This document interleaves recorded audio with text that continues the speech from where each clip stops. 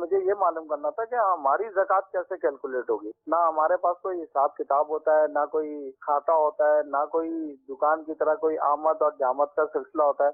جو ہمیں پیسے مل جاتے ہیں وہ ہم لے لیتے ہیں، اور لینے کے بعد جو ہے ہمیں یاد ہی نہیں رہتے کبھی پورے مہینے میں کتنے پیسے کمائے یا پورے سال میں کوئی ہمارا کوئی حساب کتاب یا اکاؤنٹ نہیں ہوتا، تو ہم کس طرح زکوٰۃ ادا کریں؟ دیکھیے، اصل میں سارے سال کا حساب رکھنا بھی نہیں ہوتا،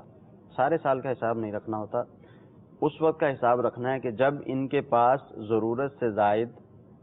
نصاب جتنی رقم جمع ہو گئی، ٹھیک ہے، اتنی رقم جب ان کے پاس جمع ہو گئی تو اب یہ دیکھیں گے کہ میں صاحب نصاب ہو گیا ہوں،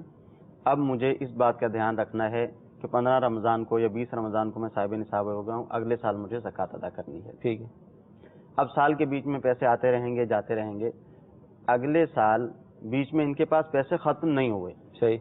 یہ دھیان رکھنا ہے، بیچ میں پیسے ختم نہ ہوں، بیچ میں ضرورت سے زائد ان کے اکاؤنٹ میں، ان کے گھر میں ان کے پاس پیسے رکھے رہیں، کچھ نہ کچھ پیسے، اگرچہ وہ نصاب سے کم ہو جائیں، صحیح، اگرچہ وہ 15,000 10,000 روپے رہ جائیں، پھر جب دوبارہ وہی دن آئے گا تو اس وقت یہ دیکھیں گے کہ اگر ابھی بھی یہ صاحب نصاب ہیں، ان کے پاس اتنی رقم موجود ہے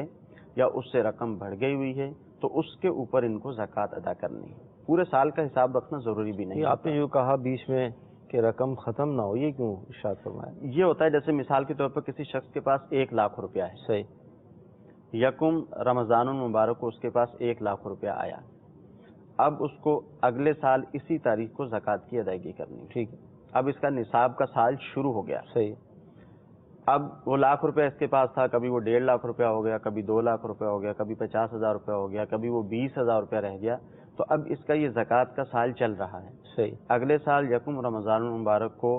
اگر یہ صاحب نصاب ہے تو یہ زکوٰۃ کی ادائیگی کرے گا، ٹھیک، اور اگر ایسا ہوا کہ 1 لاکھ روپیہ اس کے پاس تھا، سفر المظفر کے مہینے میں وہ صفر ہو گیا، بالکل زیرو پر چلا گیا، اب اس کے پاس رقم رہی ہی نہیں ضرورت سے زائد،